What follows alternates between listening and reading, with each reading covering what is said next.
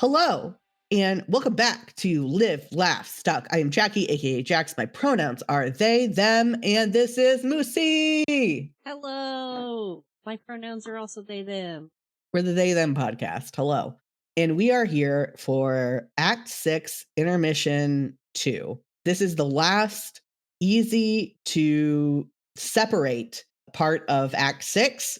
It all goes crazy from here, so that's going to be fun. What were your feelings of this intermission? I think I enjoyed it pretty well. I don't know what was happening at the start and in various spots. Yeah, I mean, that's fair. Are we supposed to know this guy in green that looks like a troll hussy? I don't... It is hussy. It's hussy in cosplay. Oh, okay.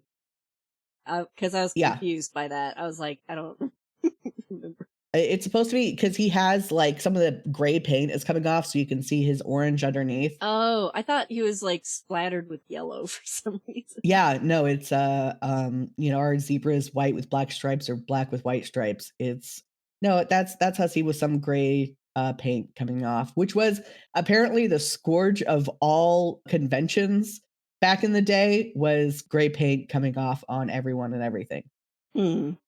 Yeah, I've heard of some stuff. Yeah, that was also my issue for Halloween. I dressed up as a troll, and I had setting spray that did nothing. It did nothing, the setting spray. So I did find my setting powder after Halloween, so maybe that will be better for the next time I gray up. But yeah, so you have put in an image with what is going on here. Yeah. And because it's cosplay troll hussy feeding Spade Slick robot Spade Slick. Well, not robot. Cyborg Spade Slick. Who I keep wanting to call Slade, which is not a different character. Freshly milked from Butler. That Butler, yeah. Yeah. But so he's taking care of Spade Slick.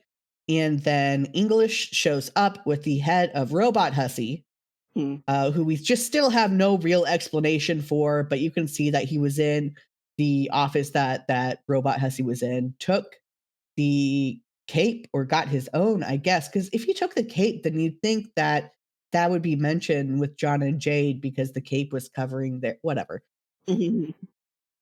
Or the robe, not the cape. And yeah, he shows up, and Hussy is worried about Spade Slick. And then we switch to the meteor. We go to the meteor. We get a long conversation between Karkat and himself. Fucking great. I did like the transition between current Karkat becoming future Karkat, and then a past Karkat coming in. Yeah, no, it's I like that we got to see the whole cycle. It was fun. We learn a couple of different times here that it has been a year. This is a year jump between when we started the meteor trip and then now, which is about half a sweep in troll time. A sweep is a bit less than 3 years. Okay, so it's like a kilometer, or no, like a meter is 3 feet or something. Yeah, it's weird. I don't know. I always forget how long a sweep is. Like, once I thought it was 2 years, but like, because the trolls are supposed to be equivalent of 13 years old, and they are said to be 6 sweeps. So it's just between 2 and 3 years. We see that the mayor was revived by a dead god tier Fairy. They're hanging out, best buddies, the mayor and Dave and Rose have been all hanging out. They're on the Dave. No, Terezi. Dave, the mayor, and Terezi have all been hanging out. Right. I did like in the conversation, we got a little mention of like a reference to Dirk and AR. By when two of the same people are talking to each other, one needs to bite the bullet and talk in red. Yeah. Karkat gets kind of philosophical about death, because meeting all the dead versions of himself and everyone else is like, well, what does it mean to die if you're just still there? and just fucking around in an afterlife that can still interact with the living. I don't know. I think that's very interesting. I like it when things go into what death means. Like Stray Gods, if you haven't played that, it came out this year. It is a musical visual novel. Very, very good. And it kind of delves into like the meaningless, like what does death mean when you can't really die? And I really like shit like that. And Homestuck, I think, does that very well. Even if it's kind of in the background, like Cardcat brings it up here, but I don't think it gets brought up like too much in the foreground, but it's always existing in the background of the meaningless of death. I mean, there's been a lot of discussion of death in this intermission. Yeah, I love it.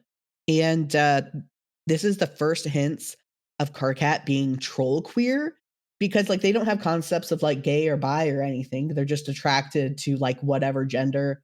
Like it is Hussey. It's like Word of God confirmed that Kanaya is only attracted to women, but like that's just like a preference, like preferring blondes rather than like something the trolls care about. But Cardcat's love for or attraction to Terezi and all the different quadrants and just mixing them all up is like a sort of queer, like their queer analog. And this is the first hints of it, and I really like it. I like different societies' queerness. Yeah. There was a lot of talk of the different quadrants as well, and I wasn't completely following. Yeah, that's fair. You're either really into shipping and thus into quadrants, or you're not. If you don't care about shipping, quadrants are fine to ignore. I know you mentioned or like explained it before. I guess what I remember, or I guess the way I'm coding it in my mind is like black is a little bit more adversarial and red is a little bit more romantic or something. Yeah, red is what is considered the closest equivalent to human romantic attraction. Black is like enemies to lovers, but without the two, you know? Like you want to kiss me so much it makes you crazy type shit. Like they just hate each other, but that's the healthiest versions of it tend to be rivals who make each other want to be better rivals, you know? Like shonen anime protagonist and rival sort of vibes. Yeah. And then there's osmotism, which is someone getting in the middle of someone else's like relationship and making sure it doesn't go too crazy. And then there's more allegiance, which is basically queer platonic, like they're best buds in a relationship way. Yeah. So actually before like queer platonic became a really common term, people would describe their relationship as more allegiance. And then now a lot of those people have gone on to use queer platonic. It's interesting. More allegiance did it first, folks. But yeah, and then Rose comes in and it's Rose monologue time with a couple of Dave talking, but mostly it's just Rose. And I think you said that you kind of snoozed throughout this? No, I was again watching the read through. I got an hour in and it's like an hour and a half total ish. Yeah. And I went and took a nap and I came back. That's fair. It's a lot. I will be honest, I learned so much more this read through than I ever have in my like 4 read throughs of this comic so far. There are some pretty basic foundational things that are explained in this Rose monologue that is basically never talked about again as explicitly in the comic, unless I just missed that too. And I understand so many more things than I did before. I've been reading this comic for over a decade, and I am just now understanding some foundational things. What did you talk about again? Yeah. So what she does is she is explaining the Alpha Kid session. So I think this is why I kind of noped out, because at first it is just a summary of things we already knew. Yeah. It is just explaining that to Dave, how Rose is getting information from the dream bubbles and from like some other sources and books and everything, and figuring out what happened in the Alpha Kids session and kind of preparing for that. And so I'm just going to go through my notes one by one, and you can interject if you have any further questions about it, because it's a lot and I don't know how better to go about it. The beta kid session was what is considered a null session. They are pretty common. And a null session is any session that results in failure and thus was doomed to fail from the start. The new session, the alpha kid session, is essentially the beta kid session rebooted with different parameters, which also affects the original conditions of their universe. So it's oh my god, we just went over in the ship tier like how to say Ouroboros, Ouroboros. Ouroboros. You know, it's yeah. So it's like these things are constantly affecting one another. Mm-hmm. The alpha kid session is a void session, which is a type of null session. So like square to rectangle. Nothing is square to rectangle? Yeah, like how all squares are rectangles, but not all rectangles are squares. Yes. Yeah. So a void session is the type of null session. Mm-hmm. A subset. Yeah. So there is nothing prototyped before they enter. Mm-hmm. So the underlings and the royalty never upgrade. The battlefield never evolves. And since it never evolves, it can't be fertilized to create the new universe. Okay. Yeah, I remember this now. Okay. And because of that, it has no reckoning. So there is no time limit. Mm-hmm. And they're bringing their stuff. Yeah. Yeah. The plan is to bring in the beta kid stuff because from the parts of their session that they were successful in, to bring that in, finish it all up, and then create a new universe from that, which really explains some stuff. Like stuff that I just like accepted, right? That you won't see for a very, very, very long time. But it really just explains stuff that was happening. Mm. But yeah, so I just feel it's so funny how much more I understand from this. And here is something like extremely vital that people have tried to explain to me, but I did not remember it being explained in comic, and so it kind of just went over my head and I didn't really care about it. So the alpha kids and guardians were created in the beta session and then sent back through beta portals to the alpha session. And then we have a graphic here that was too big to fit in one page of a Google Doc, so I had to shrink it a bit. So here's what I never understood. The alpha and the beta kids are the exact, like there is no, like they're not like ectobiologically similar or some weird other thing. They are literally the kids that John sends back in time to create themselves, except not a paradox, but an alternate reality is made where Gaia sends them to different time periods and creates the alpha session. Does that make sense? So when he did his ectobiology, it sent them to the other session at the same time? Yeah, so when he did the ectobiology, they just were put on meteors, and the meteors then got sent through portals to the time periods relevant in the beta session. But then simultaneously, whenever the scratch happened, that triggered Gaia to change the portal's direction and send them to different time periods. Okay. Does that make sense? I think so. So all of the kids and people are from John's timeline, but the baby versions were sent to the new timeline? Yeah, it's literally an alternate universe. Like I thought a scratch like destroyed like one universe and created another, but like they really just altered the original universe to create an alternate timeline. Which I never understood. Like, okay, so here's the thing. I was always like, well, Strider sus between like Dave and Dirk wasn't really incest because they're like, it's even more distant ectobiology than Rose and Dave in my mind. But no, it's not. It's literally like Dirk is literally bro, except put in a different time period. So yeah, so we have a graph that explains all of it and where they got sent. Like you were saying last time, they basically kind of, in a way, got inverse sent so that the kids from, I still don't know which one's alpha or beta, but the original kids. Yeah, those are kids. Beta. They're beta? Yeah, they're beta. But they came from, I know. I don't know. It doesn't make sense. Yes, if you think. I mean, it probably does. Someone out there is like, actually, it makes sense because of blah blah blah blah.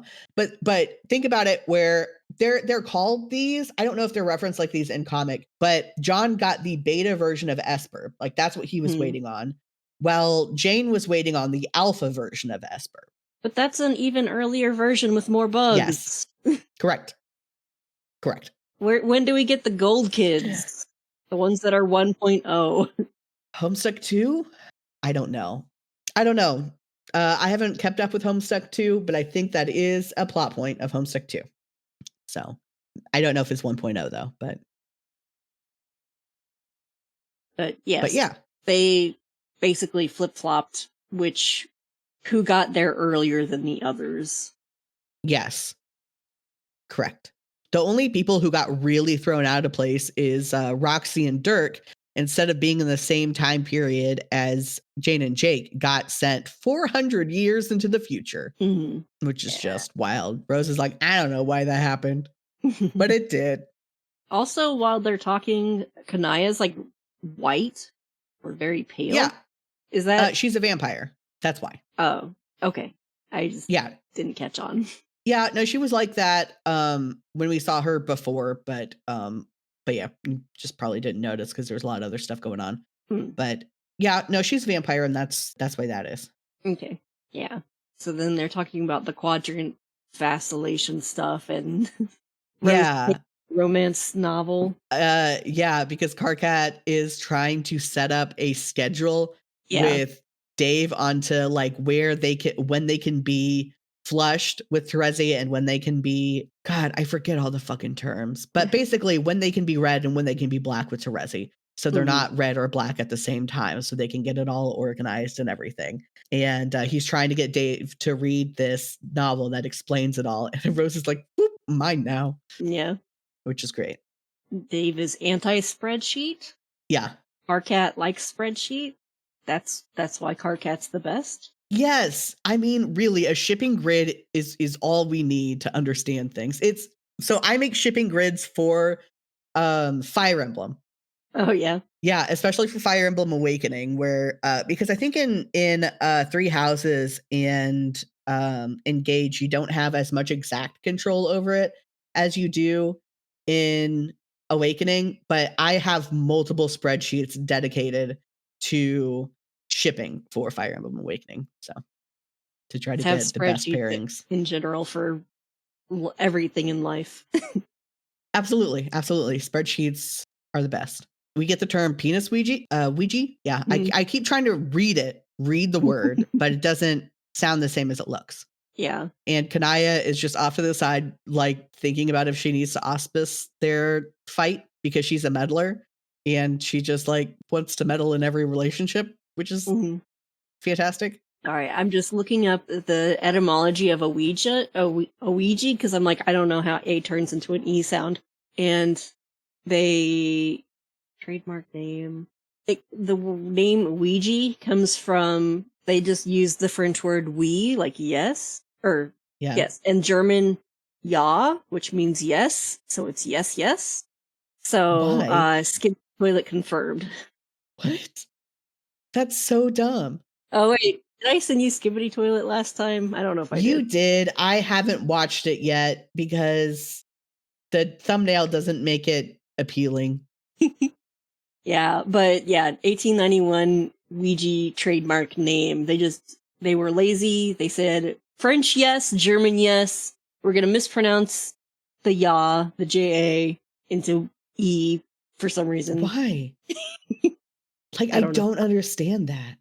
Yeah. The yes board. I'm sorry, but I can't, I can no longer, I didn't take Ouija boards seriously before. I take them even less seriously now. It's like, oh no, the spooky yes board. We're going to summon a clown demon ghost. Didn't even go with like French and German words for ghost or anything like that. No, just yes. It's like the only words they knew, how you know how to count to like 10 in Spanish and maybe some other languages. They're like, okay, well, I know how to say yes in a couple of different languages, and that's all I know, and we'll just mush them together. And Phantomgeist. But that's too obvious. I don't know. I don't know. The yes board. Oh my God. That's going to be in my head for a while. And I need to remember to tell Domi after this that it's the yes board. I'll put the link to the etymology page. Thanks. Oh, I did forget to say that when we were talking about like the kids and everything and how we're going to meet up with the kids, how Dave was kind of expecting to meet an alternate version of himself. And he didn't really mind that because his life is all about alternate versions of Dave's. Yeah. But now he knows he's going to be meeting a kid version of his brother. And he is suddenly not looking forward to it while Rose is. And I love Rose and Bro as a theoretical relationship because Rose has repeatedly expressed like positive interest in Bro and the things he does. And I love them together, and I just love them talking. And like theoretically, obviously Rose and Bro don't talk in canon, and you don't know how much Rose and Dirk may or may not talk. But I do love this, and I love everyone who writes them talking, and I love them. They're great. They're like my two inside you are two wolves, and one's Rose and one's Dirk for me. I don't know what that means. Oh, it's a Tumblr thing. It's inside you are two wolves. I've heard that, but usually it's like one wants to go get snacks and one wants to go sleep. Yeah, well, I don't know. One's Rose and one's Dirk. Listen, it makes sense. They're Trust fighting me. inside of you. Sometimes they're fighting, and sometimes they're just like a crystal gem fusion. If I die, what will happen is two little memes will pop out and one's Rose. I'm going way too far with this. That's enough. So yeah, Karkat and Dave are fighting. They're scribbling in this book, which if someone did that to my book, I would murder them. Yeah. I just would murder them. I get very possessive of my stuff, especially because in high school, like my friends like to mess with my notebooks and I wanted to murder them very badly. But Dave has magic pajamas and you want magic pajamas. I think we all want magic pajamas that are perpetually clean and comfy. Yeah. Especially just when I'm not going to work, I'm basically just in sweatpants and a shirt. Oh, yeah. I work from home, so it's like sweatpants all the time forever. Yeah. I have sweatpants right now. It's very good. I wish I could wear sweatpants to the classroom. Yeah, just do casual Fridays or whatever is the last day you go to the classroom. Casual Wednesdays. Casual Wednesdays. Listen, it's hump day, sweatpants day. It's not like anyone comes to class in person anyway. Right. And it's, it's fucking college. Like, that's sweatpants time, unless you're a business major, in which case you're cursed to have to wear nice things. I remember having one computer science class in the business building at UMKC, and we'd walk through in our hoodies, and then there'd be everyone else in suits. Yeah. Being all fancy. Sucks for them. Yeah. No one should be a business. No. And you screen cap the moment that Karkat gets all tangled in Dave's hoodie right before he suplexes him. Yeah. It's very funny. I like how Karkat's like, you are sending the wrong signals and you don't understand. Yeah.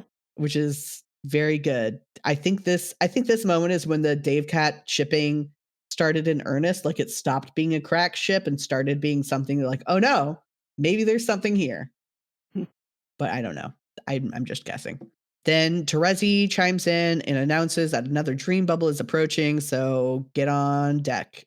Get to the top of the meteor if you want. I really wish I had a map of the meteor. I think that would be fun. But yeah, get up to the top of the meteor if you want to interact with dream bubbles. And then we switch to the battleship. So it's John and Jade time now. They're playing Ghostbusters MMORPG. Yes, because it's John's birthday again, which is just the third reminder that it has been a year. And it is just perpetually John's birthday. It never stops being John's birthday. Honestly, this 3-year period on the ship sounds kind of ideal because you're just hanging out with a bunch of salamanders and cute dudes, like cute little. What are the red ones? Are those also crocodiles? Crocodiles. Yeah. And the turtles and stuff. And just playing video games with them, and that sounds like a great time to me. Yeah, even if the video game is apparently fucking terrible. But Jade can be a furry in it. Yeah, and that's what counts. It seems playable at least. Yeah. It's fucking great. Yeah, it is a LAN party. Like there's all the cords going everywhere in the picture with Dave Sprite. I have to imagine Dave Sprite was the one who set it all up. Mm. And Dave Sprite is now one word. So I don't know if the fandom changed it and Hussey just went with it, or if now we have gone to Dave Sprite being one word. And that just naturally happened because Dave Sprite is now an identity rather than the Sprite version of Dave.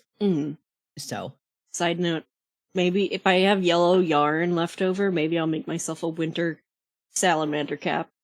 That would be very cute. That'd be salamander. That'd be very cute. Yeah. If we were playing a Homestuck video game and everyone got to create their characters, I would just be salamander. Yeah. I mean, there is a Homestuck video game, but you can't be a salamander. So I would modify the video game and be a salamander. That's fair. Speaking of which, okay, I am going to go off on a side tangent that may or may not be cut. But I am surprised that I have not heard of there being a Homestuck video game, as in playing Homestuck as a video game. Because like it starts out seeming like that. Like there is a cursor at the beginning of Homestuck and everything. Yeah. And people have like recreated Esperb. Like that's Project Genesis, I think is what it's called. It's on Steam, and I keep meaning to look back at it, and I just haven't. Because the first time I tried to play it, I could not figure out how to play it, and I think it just kind of sucked. But that's been years since I tried to do that, and now it's on Steam, so maybe it's better, and I just haven't done it. But like actually like playing through as John, doing all the things as John, because like we get some gameplay interspersed in it, and what if the whole thing was just a game? And I think I'm not saying it would be like easy to make, especially when we get to the later stuff, but I think the first couple of acts at least would be like not terribly complicated to turn into a walk around, you know? Yeah. So I'm just kind of surprised that hasn't been a new avenue to experience Homestuck through. I'm surprised no one's made it. I suppose that it would be like a lot of asset and level creation work. And in that regard, I would make it like an open source game if I were like to make the engine for that sort of thing, so everybody could contribute. Well, like, because people have ripped assets from Homestuck, and people have made like plenty of like kid assets and stuff, and like plenty of other assets. Like, I feel like the assets are all out there, or at least a lot of them are. Yeah, but like, have you ever used RPG Maker? I have, yes. Okay, so you bought it for me at one point. Oh, okay. I do love my RPG Maker. But yeah, it'd just be like a lot of map building and hooking up like this teleports to this location and this event occurs here and there.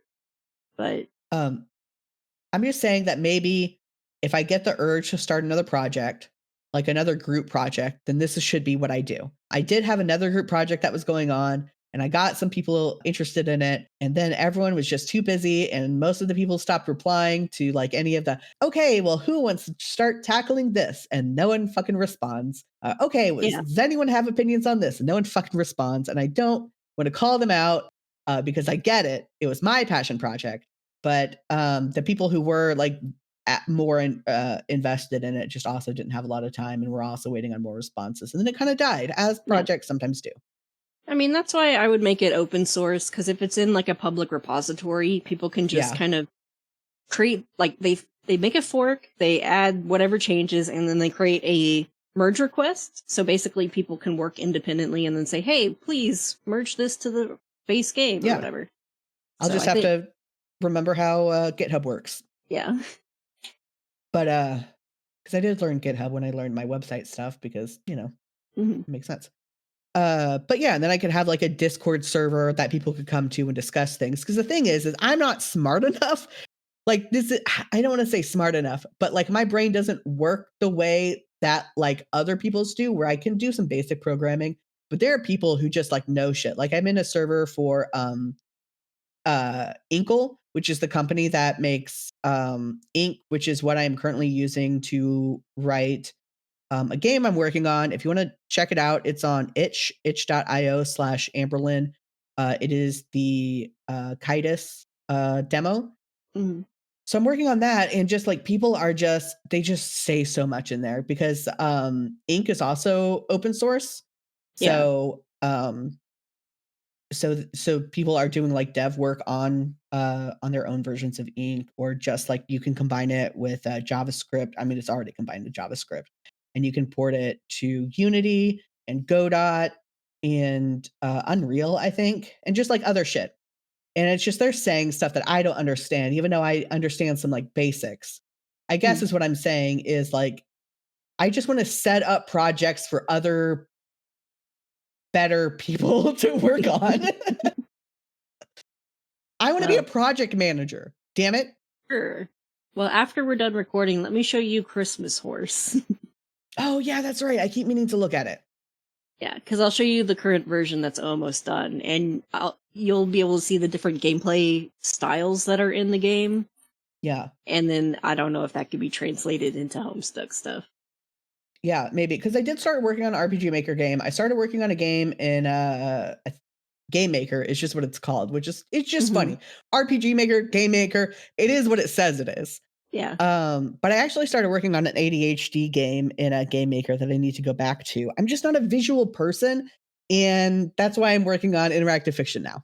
Because I just don't get. I'm just bad at like what is visually appealing and what visually needs to happen. But anyway, what were we talking? Oh yeah, LAN parties, MMORPGs, playing with salamanders and stuff. So they're talking about romance stuff because like John's like, okay, Jade, like I can tell that there's a thing between you and Dave Spread, blah blah blah blah. And Jade's like, oh, has he said anything? And John's like, no. So that's going on. Yeah. In the meantime, it seems like both from John and Terezi individually speaking, since they've had time away from the first half of Homestuck story a year ago, they seem to be putting things more into perspective now. Yeah, I mean, yeah, because we haven't gotten much to what Terezi says, I guess, yet in this conversation. But yeah, like John, I put this quote in. At this point, I could not give less of a rat's ass about romancy stuff, and I said, "Music to Moosey's ears." Yeah. And I'm all about aromantic Jake, and I always like an alloromantic John because I like shipping him with a lot more people. But like this is really like maybe the Prospect boys are just aromantic, and that's just what they are, or like on the aromantic spectrum. No. And that's good for them. Sorry, I'm not trying to railroad you. I'm just trying to get through like the plot stuff, and we can get to Terezi, and we can like circle back to Terezi and John having this perspective. Yeah. Now in the gaming, they were interrupted by Cat, right? Jasper Sprite? Yeah, Jasper Sprite. With a birthday cake. I don't know or remember why Jade is mad about birthday song. Because Jade's a part dog now. Dogs don't like birthday song? No. Oh, because it's a cat? Jasper Sprite's meowing it. Oh. Okay, I was confused. I thought she had some like baggage related to birthdays. No, it's Jasper Sprite's meowing it, which is riling up the dog part of Jade. Side note, did I tell you about the person who like banned me from his servers and stuff earlier this year because I wished him a happy birthday? What? So yeah, that's a thing. Oh, no wonder you immediately went to obviously Jade has some trauma about birthday songs. Yeah. I was confused. Wild. People on the internet are fun. Yeah. Yep. So John tries chasing after them, but they have like they're able to like go through walls and like teleport and shit. So he just runs into a wall and gets knocked the fuck out, in which he meets a sleeping Roxy floating around, and then a ghost fish alien, who we learn is Mina. It's really funny because John doesn't know that there's like a whole second set of dead aliens. Like we obviously know who Fairy is, so we know that that Mina is not the fish alien Fairy, right? But John doesn't know that, and I think that's neat. I think it's neat to like remind us what John doesn't know. Yeah, because they haven't met a lot of the trolls. Yeah. So like by this time, like Dave and Rose are more familiar because now, you know, they've been through all these dream bubbles, while John and Jade don't go through nearly as many dream bubbles as the Meteor crew do. I actually forgot that they went through dream bubbles at all. But right now is like this weird voidy place. I don't think it's quite a dream bubble. I think it's just this weird voidy place, but I could be wrong. As a side note, if there were a Homestuck MMO we were making, we could do dream bubbles as people's housing or something. Yeah, that would be cute. But yeah. And then I like John's little tangent about how, like, you don't see many ghost aliens. Usually it's a ghost movie or an alien movie, and they don't really interact. She's just like, okay. Okay, you fucking nerd. And I actually wrote a Homestuck parody of Max Intruder's Hello Beautiful about this meeting called Hello Blue Boy. It actually might not be this meeting. It might be a different meeting later on, but I'm pretty sure it's this one. And I don't know. That's just a little thing that I don't write many fan parody songs, but I did write this one. And no one knows what Max Intruder is. If you do, shout out. Yeah, I do not.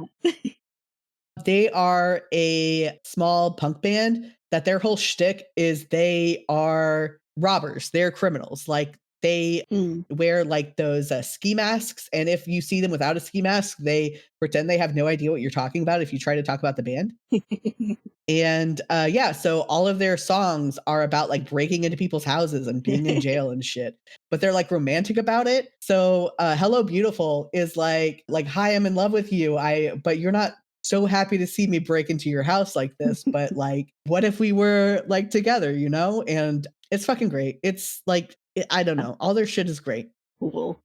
Mina is so chaotic because she's just like wants to fucking dab Roxy for no goddamn reason other than like she's there and she has a trident and trident's meant for stabbing. When John got hit by the trident, I have like 2 questions about it. Does that affect Dream John in any way? Did that kill him? So I think what happened is he woke up right before he got hit. Okay. Or right as he was getting hit. But we don't see it actually impale him. Okay. So I think just as he was getting hit, he happened to wake up. And I really like that we get a glimpse of Dave and Rose, or at the very least Dave, like seeing John. Yeah. Fucking like, oh, hey, John. And then before like they can interact at all, it's like, fuck John, you idiot. And he wakes up. That was my other question, was like, that was them also in a dream. Like they happened to intersect in that time. Yeah. So this is the dream bubble that Terezi mentioned was coming, I'm pretty sure. Oh, okay. And so they went on to the meteor and they saw this, but they didn't see it until John was like just leaving. That's cute. It is. It's just so sad because like they just almost are able to interact and they just miss each other. And then we go more into dream bubble stuff with the meteor kids, primarily. I think it's primarily Terezi, right? Yeah. Or is it just Terezi at this point? Yeah, it's just Terezi at this point.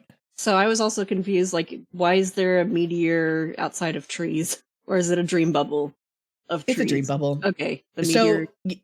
Yeah, so you know how a lot of dream bubbles start as a memory? So this is starting as one of Terezi's memories, and she lives in a tree, and then it just kind of expands from there. Okay.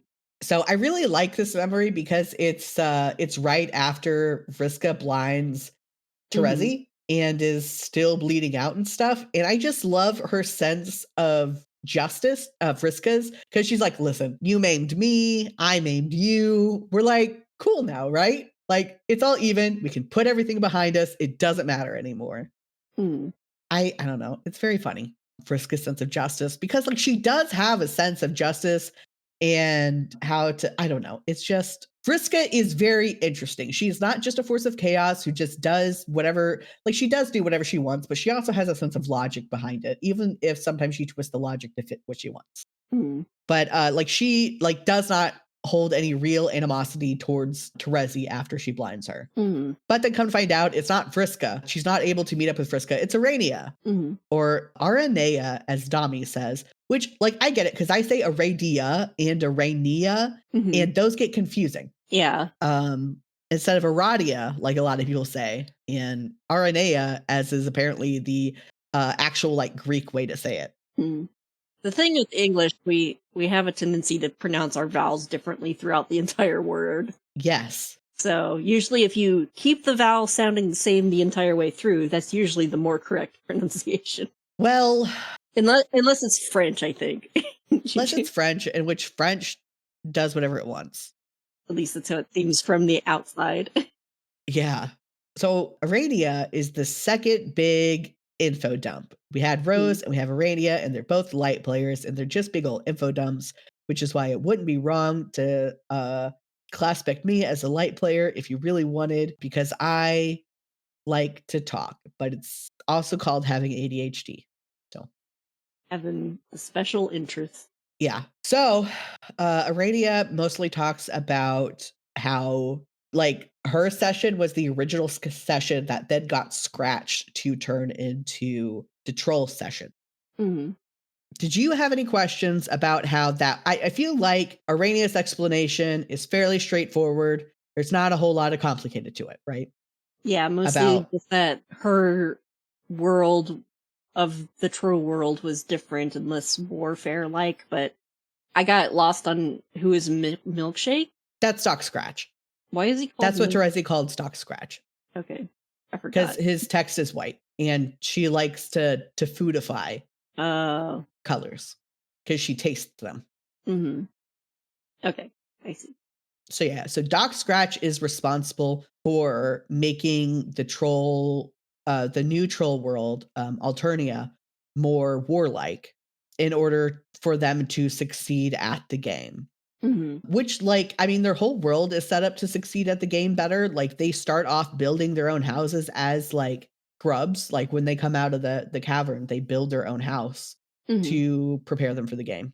So yeah, and you were saying that John and Terezi are putting the previous half of Homestuck into perspective with distance. Do you want to expand on that? Oh, just the way they're talking about what things have happened. Like, it feels less immediate of this just happened and more hindsight, like. Yeah, and Terezi's been really dwelling on killing Vriska and how, like, what if there were more options than the two that she saw? Like, what if she was too focused on those options and, like, ignored something that would not have led to the death of Vriska or everyone? Mm-hmm. So, I don't know, it's very sad, like, because they were raised to believe that this sort of thing is, like, what you do is you kill other trolls. Like, that is your race. Like, there's no problem with killing other trolls. It's part of what you do. Maybe there's a little thing because Terezi, like, killed someone of a higher blood caste, but, like, they're, like, right next to each other on the blood caste, so it's not as big of a deal. But yeah, and she's just been, like, really dwelling on it, and, like, what if she's not as good of a seer as she should be? And Arania offers to heal her sight, which I like a confirmation that sometimes the powers that you have are a little bit literal. Like, being a sylph is a healer. She is a sylph of light, so she can be a healer of light, and so she can heal sight. I just like the bit of delving into more class spec stuff. Okay, and then we get to the last section, which is Hussy Time Part 2, where Hussy throws Slick over the side of the balcony to save him and tries to fight English, but English just shoots him full of bullets until he dies. And then we see Vriska in the afterlife, just walking through what seems to be an endless desert, and finds dead Hussy, who is talking about Rufio, which Rufio in this instance is Rufio from the movie Hook. Oh. It's really funny because after this point, or around this point, Dante Bosco, the person who plays Rufio, and if you don't know, Zuko from actually, like, gets prompted to read Homestuck, and, like, Hussy and Dante Bosco become, like, friends after this, which I think is great. Like, can you imagine, like, someone that you're just kind of fucking memeing on, and you show, like, making out with his dead body in one, like, earlier in the comic, and it's just like, yeah, we're buds now. So Dante Basco, like, unironically read and enjoyed Homestuck. And then Hussy proposes to Vriska, and that's where it ends. Yeah. So Hussy is also in a dream bubble because Hussy died. Yes. Yeah. Hussy is dead. Death of the author for real. And is now in a dream bubble proposing to Vriska. Because, like, at this point, everyone was, like, in the fandom was making fun of Hussy for, like, Vriska being his favorite. So it's like, you know, already calling, like, Vriska his girlfriend or his waifu and shit like that. So it got ported over to the actual comic. So yeah. And that is the end of Act 6, Intermission 2. End of year 3. Yeah. I'm Sorry, for some reason I can't go past the page. I'm waiting. I'm trying to get past the page again because it's an animation. Oh, yeah, that I got really annoyed at that animation because I tried to, I think, go back. I tried to go back to a previous page and it takes, yeah, I actually kind of hate that page because you can't go through it as quickly. Yeah. And so I just ended up typing up in the browser the next page. Oh, yeah. Instead of trying to go through that. I love the unofficial Homestuck collection. Like, it works like a real browser where you can have tabs and you can just type in the next page number, and it's just so good. The unofficial Homestuck collection is so good. I recommend it to everyone. I can't imagine. Like, I can't even imagine. It. Right. Yeah. Like, I went on to the regular Homestuck website for something. I was looking something up and I didn't feel like opening the thing. And it's just like, oh yeah, all these flashes are just terrible YouTube videos now. Which, like, some of them work fine as YouTube videos, but some of them are just like impossible, you know? Like, these just cannot have the same vibes as having like the entire webpage change. Yeah.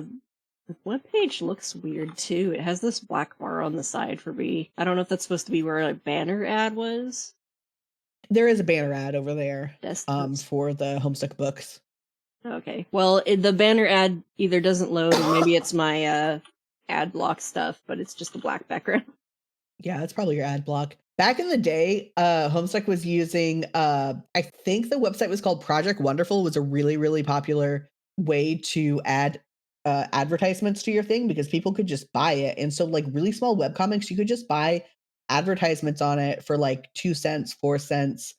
And it would just like increase the more people who wanted to buy ads. So, like, people were buying ads on the Homestuck website for their fan ventures or just to like have some sort of like Vriska didn't do anything wrong type shit on it. And I think that's great. I miss Project Wonderful. I bought ads on Project Wonderful for some tiny webcomic sites and stuff. And I don't know if it was actually like a bad thing, if something actually sucked about it that I didn't know about. But every webcomic website I knew of used Project Wonderful advertisement. That is kind of an interesting way to just add additional like fan content to a comic. Yeah. It's just like you could sell, because, like, you know, obviously, like, other people could buy ads, but it was all, I don't know if maybe like it just got taken over by like bigger companies like buying ad. I don't know why it ended. I don't know why it closed, but it was just like anyone could just buy an ad. Like, usually it was other webcomics buying ads, but for Homestuck, it turned into fan interaction. But sorry, you were looking something up? Oh, I was just looking at the homestuck.com or whatever website. Oh, yeah. Yeah, homestuck.com. It's so funny because I go to like other like fan websites so much. So like homestuck.net and homestuck.info get pre-filled before homestuck.com does. Homestuck.net is a really good resource for just a bunch of shit. It's like an archive of a bunch of shit. Like they have cosplay resources, they have fan games, they have an archive of videos and comics and stuff. It's run by Macon, who runs the Homestuck Discord. So there was in the Homestuck Reddit. So there was a lot of discourse around that back when it first launched, and a lot of people demanded their shit get taken off. And I really hate that. Like, I get that Macon has bad optics, like, kind of sucks, just like General. He's not like a bad person, but he just kind of sucks, from my understanding. I've never talked to the guy, but like he makes such great resources that sometimes you have to deal with people who kind of suck in order to have these great resources that they're putting the time and the effort into, you know? That's just how the world works. Sometimes people just kind of suck. So yeah, it's a really good archive for like a bunch of stuff. Yeah, I'm looking at the games page right now. There's a bunch of little things. Yeah, I haven't played a lot of the games, but they do have a match 3 game on there that I did play and do enjoy. It's a Terezi Pyrope Ace Attorney. Yeah, that's super funny. There ends up being a mini Ace Attorney section in Hive Swap Act 2, which we still need to finish playing Hive Swap Act 1. But we have so much comic to read. Yeah. And like other shit to do that it's hard to find time in between all this shit. Various romance visual novels. Oh yeah, I have one that keeps getting discovered. I guess people just search Homestuck on itch, and so mine pops up, but I have not another Homestuck dating sim, and it's a bunch of nothing. For one, I can't draw very well, but so I just have like a really quick thing where you can romance one of my fan trolls. Mm-hmm.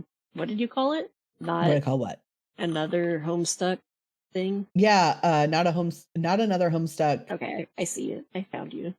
I'm already following you. Yeah. Yeah, you are one of my 4 followers on Itch. Do people call it Itch or do they call it itch.io? Because I just call it Itch. Itch.io. I've heard Itch.io. Itch.io. Not sure what my preference is.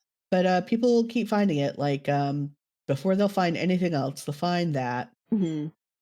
Should do Live, Laugh, Stuck, the podcast, the game. What would that be? I don't know. Take clips of audio. I did start making an interactive fiction game about getting into Homestuck.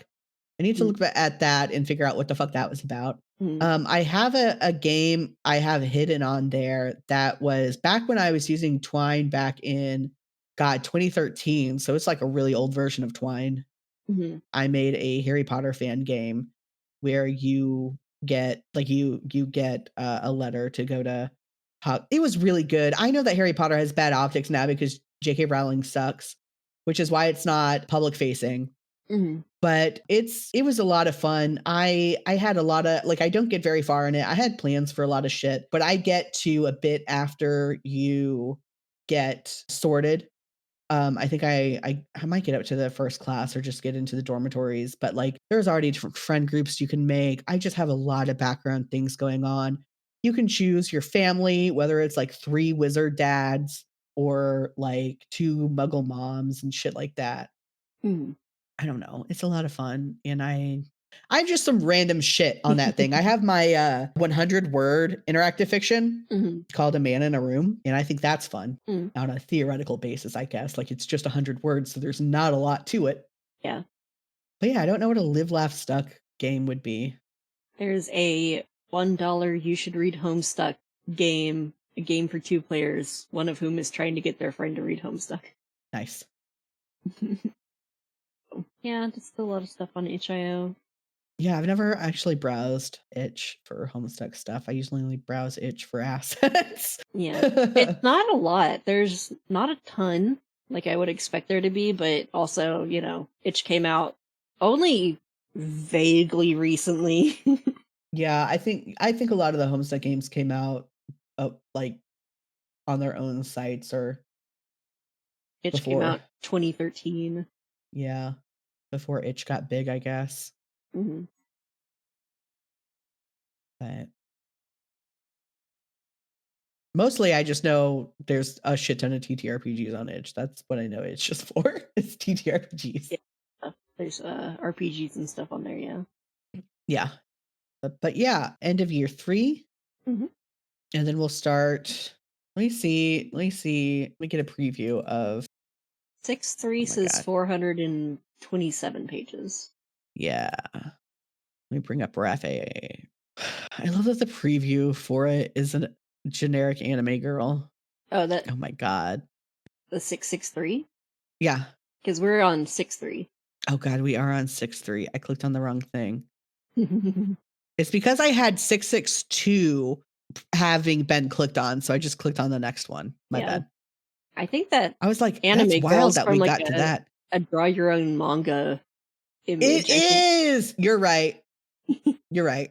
That's what it is. I remember those books.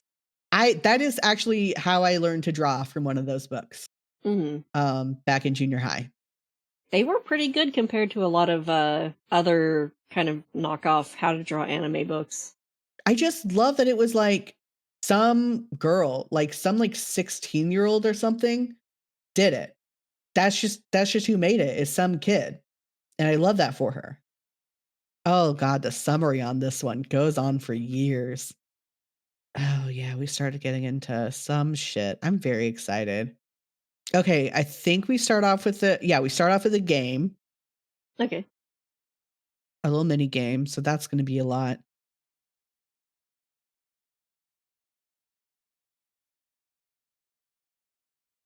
I'm really gonna. I'm using up recording time to figure out where we stop or get a general idea. Any last thoughts on this intermission? I think it covered things and had some more character interactions. That was nice. Yeah, very wordy, clarified some stuff Mm.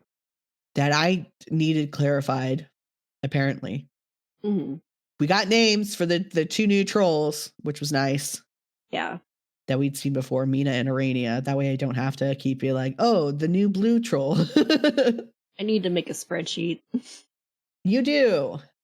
Which I did send you a spreadsheet of the characters we know so far and the class and aspect. And I can add more characters to that as we get to know them if you would like. Well, I could also just like create a Google sheet or something. Yeah. We'll see the next set of thing. Any preview for like how would you pitch the following game that is coming up to me? Oh, the following game, the mini game. I mean, I think you do actual puzzles in this one because a lot of they talk about how there's puzzles in Esperb for you to solve, like a normal RPG, and you actually do some of them in this mini game, I think. But the next section is like it's just got some more iconic flashes towards the end.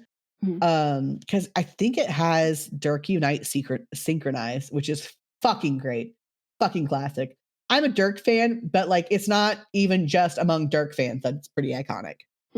Yeah, I mean we're getting into stuff where I get things mixed up like a bit more. We get more information on UU in lowercase UU, so it's more character introduction stuff. But that's just going to be the next little while is more character introductions. Homestuck is the story of character introductions. It is. But I think it's neat, but it is more learning Esperb again. These characters learning Esperb, but I think it does skip a lot of stuff. And then it is different because they didn't prototype anything before they entered. So there's no underlings or anything. It's just the puzzles. And I think it's neat that you get to solve puzzles in the mini game. Again, I can't remember for sure it's this one that you solve puzzles in. I know there is a mini game for the Alpha Kids session in which you solve puzzles. Okay. Which might be this one. We will see. So I think that's fun if you like puzzles. But yeah, I don't know. Seeing how the kids get in the game is fun, and it's very dramatic sense because they can't just get in undramatically. Yeah, we already had acts 1 through 4 of kids getting into the game. Yeah, and then acts 5-1 of trolls getting into the game, something like that. And then we got Jane into the game at the end of Act 6, Act 2. And this one is getting the rest of them into the game. This is all of them getting into the game in this act. Okay. So it won't be spread out over a lot longer time. Like everyone who needs to get into a game gets into a game in this act. Okay. So just like triple the size of Homestuck by repeating the same pattern of waiting to get everyone in the game.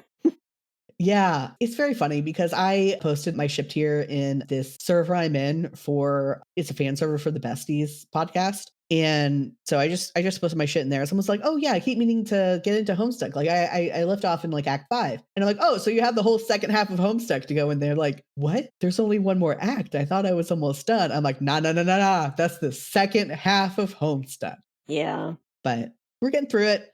It adds some more greater lore.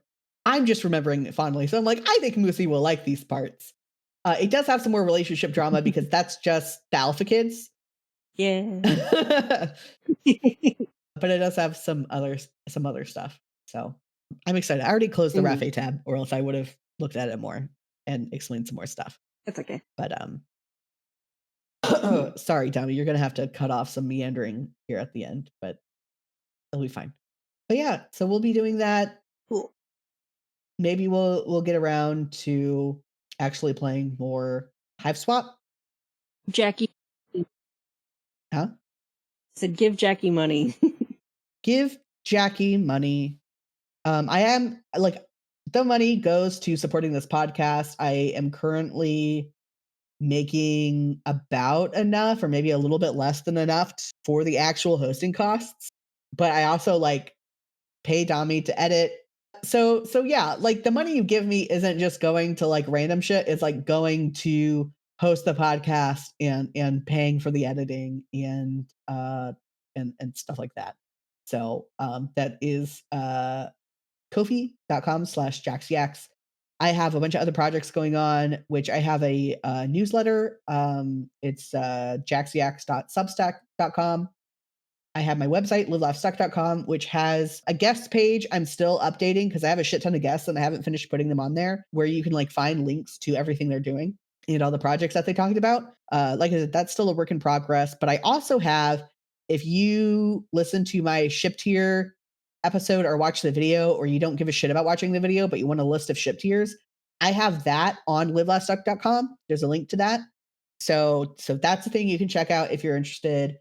I have games on itch.io/Amberlin, AMBROLEN.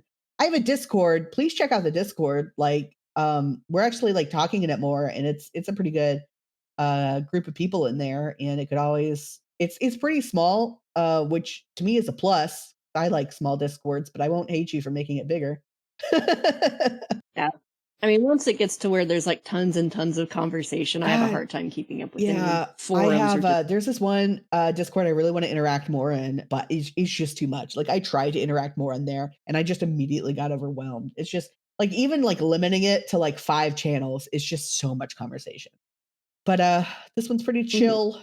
We just have a chill, good time. What else do I want to plug and forget to plug? I mean, there's the YouTube channel, Live Laugh Stuck. There is, I never post on the Instagram anymore. I forget that it exists. Yeah, I mean, there's that shit. Moosey, what's your shit? Moosade.com, MOOSADEE.com has links to my games and also educational programming resources and constructed language stuff. Oh yeah, you mentioned I mean, this is a terrible time to put this in, but you mentioned troll constructed language stuff, and I just wanted to let you down that the troll language is just, it originally just was the Daedric letters. I know it was the font, and then that got changed, but it is still pretty much just find and replace letters. It's just a cipher. Yeah, which you'll see more about that in the next part of Hive Swap Act 1. You'll see some of that. But, you know, just for copyright reasons, they had to change it. Okay. The copyright stuff that Homestuck gets away with is great. Oh, yeah. Domi has a SoundCloud. She's trying to add more stuff too. But because she made this podcast theme song, the current one, the old one was made by me. But she has that on soundcloud.com/domino thief. She made this one. It's called Dirty Dirtkin. There's a longer title for that I always forget. And she made the theme song for Fake Gamer Bro, which is a thing I want to record and update more. I have ideas for that, and I just haven't done them yet. Which is Puzzlin', which was an already existing song that she let me use for the theme song. She has a cover of the parody song I'm English on there, which is very good. She's got a lot of good shit on there, is what I'm saying. And everything that we've mentioned is all linked in the description. The YouTube, the Tumblr, I didn't mention, but there's a Tumblr. Moosey stuff, Domi stuff, it's all in the show notes. So check that out. Check out the newsletter is the best place to keep up with me. I publish it about once a month, and it's like, well, the Discord is the best place. The newsletter is the second best place. Because I just can't update all these different fucking social media now that Twitter's dying. So yeah, go check all that out. Yeah. And that's it. That's it. It's a longer outro than I mean, but I keep forgetting to plug the Discord because it's just there. But yeah, it's all in the show notes. It's all on jaxyax.com. It's all on livelaughstuck.com. It's all everywhere. All the time. Goodbye. Bye.